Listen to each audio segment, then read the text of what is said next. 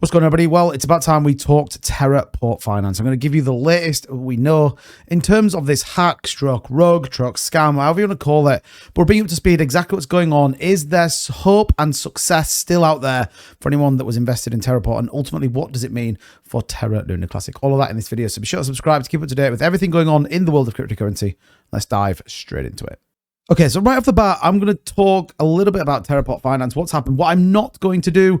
And if you know and you're a regular on the channel, I'm going to start bashing people. I'm going to start witch hunting for the sake of it. Purely just going to put the facts out there.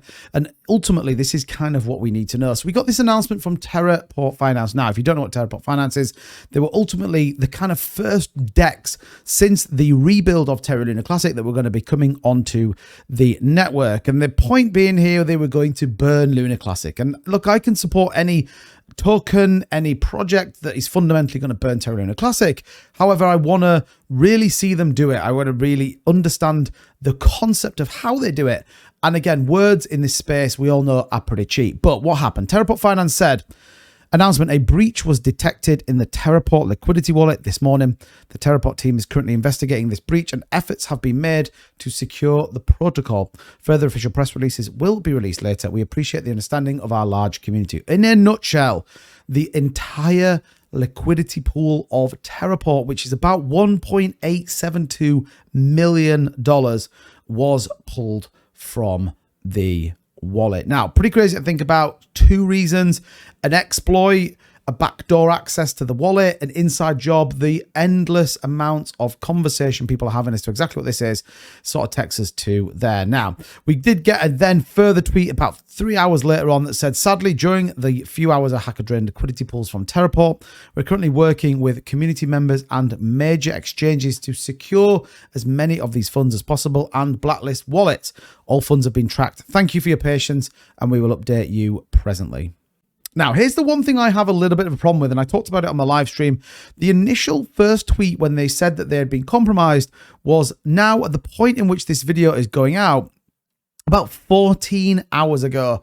They then updated 3 hours later to say that the hacker drained the liquidity pools.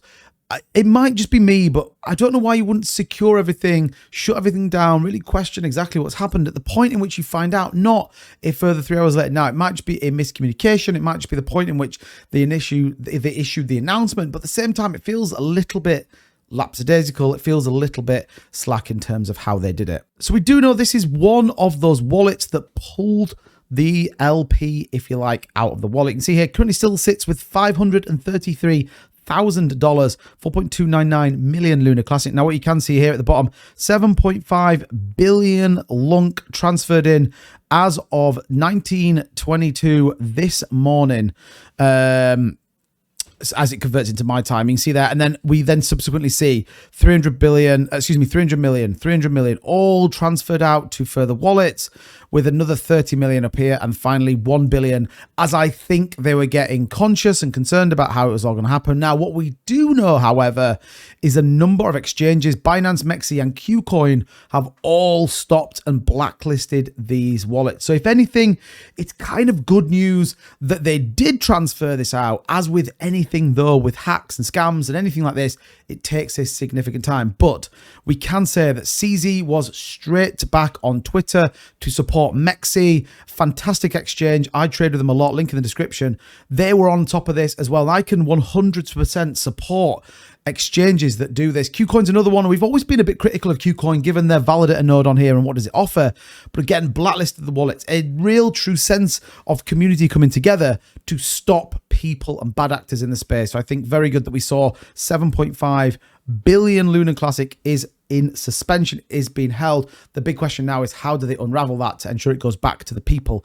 Now, there's a couple of very interesting articles that were put out about Terraport pre the launch around it wasn't securely checked, the contract wasn't audited, the protocol wasn't put through any kind of rigor before launch. There was debate about whether they got certic, and actually turns out that they hadn't.